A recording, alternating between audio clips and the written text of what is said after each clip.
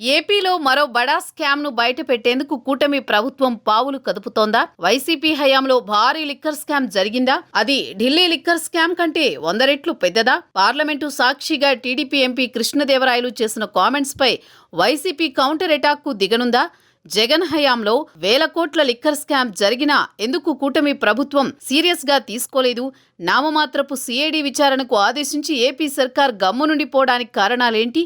కొత్త ప్రభుత్వం వచ్చి 10 మాసాలు కావస్తున్నా ఇంకా ఎందుకు ఈ బాగోతాన్ని బయట పెట్టలేదు? ఇప్పుడు ఏపీ వ్యాప్తంగా జరుగుతోన్న చర్చ ఇదే. ఆంధ్రప్రదేశ్ లిక్కర్ స్కామ్ తవితే బడా తిమింగలాలు అడ్డంగా దొరుకుతాయని పార్లమెంటులో టీడీపీ ఎంపీ లావు కృష్ణదేవరాయలు చెప్పడంతో వైసీపీ శిబిరంలో గుబులు మొదలైంది.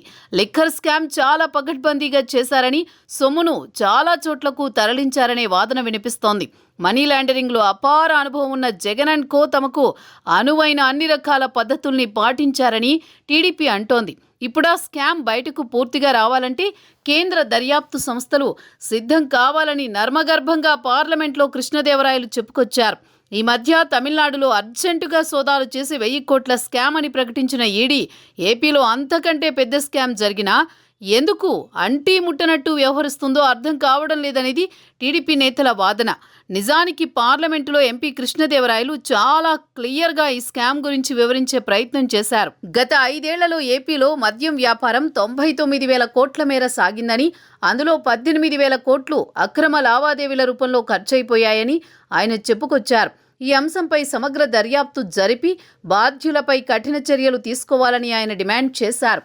పార్లమెంటు సాక్షిగా జరిగిన చర్చలో ఆయన చేసిన కామెంట్స్ ఇప్పుడు సోషల్ మీడియాలో వైరల్ అవుతున్నాయి.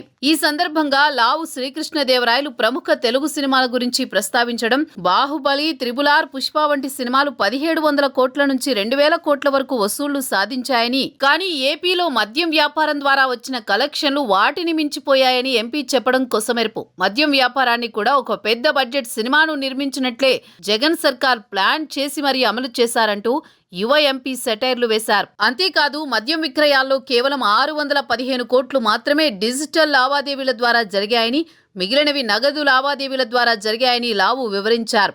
ఈ నగదు లావాదేవీలు అవినీతికి దారితీశాయని, 18,860 కోట్లకు పైగా రాష్ట్ర ఖజానాకు నష్టం వాటిల్లిందని ఆరోపించారు.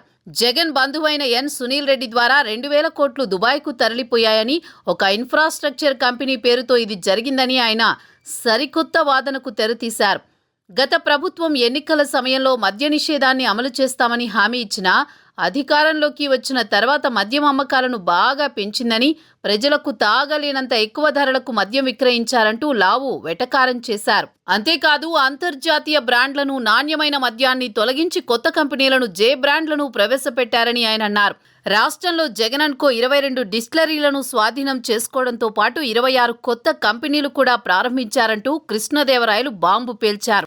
మద్యం కుంభకోణంలో ప్రధానంగా వైసీపీ ఎంపీ మిథున్ రెడ్డి, అప్పటి AP SPCL MD Vasudeva Reddy, Jagan బంధువు సునీల్ రెడ్డి, ఎంపీ విజయసాయిరెడ్డి తదితరులను నిందితులుగా సిఐడి ఇప్పటికే చేర్చింది. 2023 అక్టోబర్లోని బీజేపీ రాష్ట్ర అధ్యక్షురాలు పురంధేశ్వరి వైసీపీ ఎంపీ మిథున్ రెడ్డిపై ఆరోపణలు చేశారు. మిథున్ రెడ్డి ఓ డిస్టిలరీని తన ఆధీనంలోకి తీసుకుని లాభపడ్డారంటూ ఆమె అనుమానాలు వ్యక్తం చేసిన సంగతి తెలిసిందే. ప్రస్తుతం వీళ్లందరిపైనా విచారణ కొనసాగుతోంది. మిథున్ రెడ్డి లాంటి వాళ్లు ముందస్తు బెయిల్ కోసం హైకోర్టును ఆశ్రయించారు. కానీ మిథున్ రెడ్డికి హైకోర్టులో ఊరట లభించలేదు. ఇప్పుడు ఈ కేసులో సిఐడి వేగం పెంచినట్లు తెలుస్తోంది.